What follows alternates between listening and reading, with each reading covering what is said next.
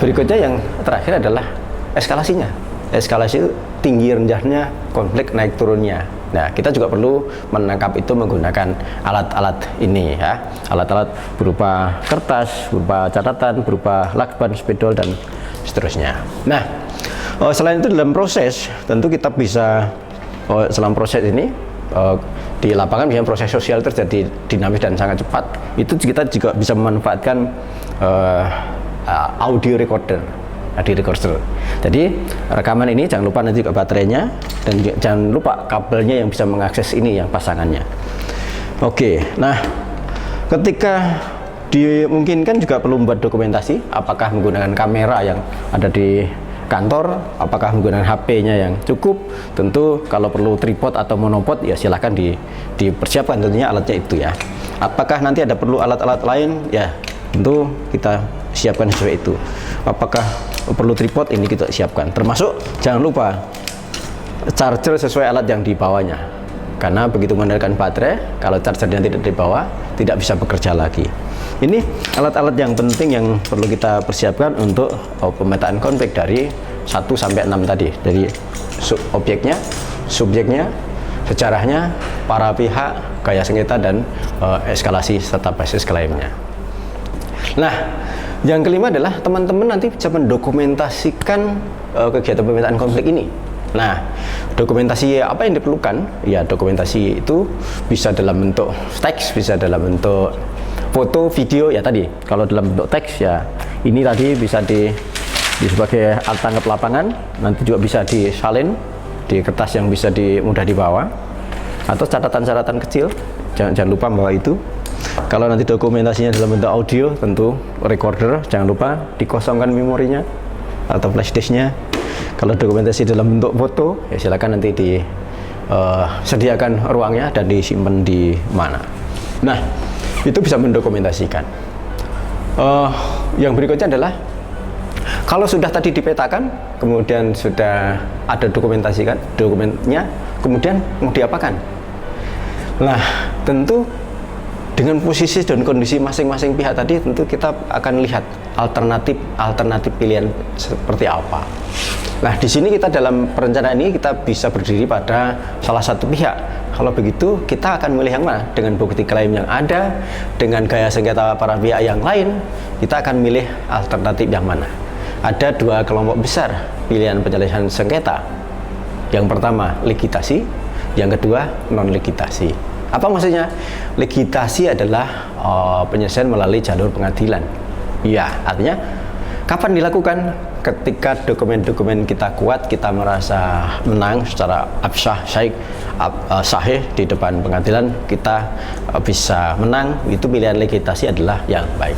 Tapi dalam ligitasi itu nanti ada konsekuensi. Pasti ada yang benar, pasti ada yang salah putusannya. Dan resikonya ketika nanti hubungan berikutnya, ketika pihak lain dipersalahkan dan kemudian diberi sanksi, resiko hubungan sosialnya akan sedikit terganggu. Itu resikonya. Tapi yang pilihan kedua adalah non-ligitasi, di luar pengadilan. Ada banyak pilihan di luar pengadilan itu, artinya tidak melalui jalur pengadilan tapi melalui luar pengadilan. Baiknya apa? Baiknya adalah kita masih menjaga hubungan baik, menjaga pihak lain tidak merasa malu atau merasa kalah. Ada beberapa hal. Pertama yang adalah negosiasi. Negosiasi ini tanpa pihak lain, jadi para pihak saling nego. Yang kedua, mediasi. Mediasi bisa, kalau negosiasi tidak selesai, meminta bantuan pihak ketiga untuk menjadi mediator, mediasi. Kemudian ada lagi fasilitasi, bisa fasilitas yang lain, kemudian arbitrase, ada di situ ada arbiter yang kemudian keputusannya kita ikuti. Kemudian ada adjudikasi. Adjudikasi juga ikut. Kemudian ada lagi penilaian ahli. Jadi ada saksi ahli dan seterusnya. Itu ada pilihan alternatif di luar pengadilan. Sebaiknya dikedepankan dulu yang di luar pengadilan. Kalau mediasi, kita juga bisa mengajukan mediator, sifatnya mengajukan. Kalau lewat pengadilan nanti biasanya ditawarkan ada waktu sesi untuk mediasi, apakah masing-masing akan mengajukan mediator gitu. Iya, atau bantuan hukum yang lain tidak. Tapi kalau misalnya negosiasi tidak ada penawaran itu. Tapi kalau mediasi biasanya para pihak bisa mengusulkan mediatornya ini. Oke, itu teman-teman di dalam perencanaan tadi kira-kira nanti akan didapat.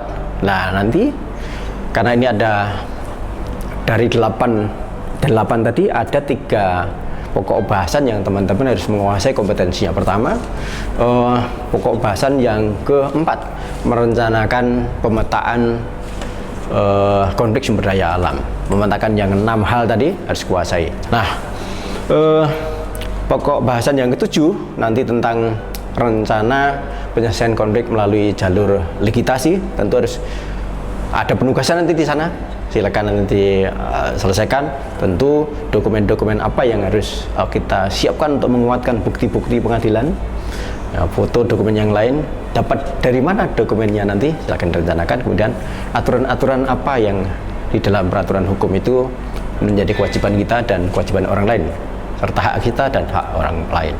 Tugas yang ketiga adalah kalau kita melalui jalur non legislasi, baik negosiasi maupun mediasi, pertama nanti ada tugas tawaran kita apa ya yang paling maksimal. Nanti harus tawaran tengah, tawaran yang paling jelek-jeleknya penawaran, sehingga kita dapat kesepakatan. Itu perlu diidentifikasi dan disepakati dengan institusi, karena nanti yang maju hanyalah negosiator, juru runding itu atas nama institusi, bukan atas nama pribadi.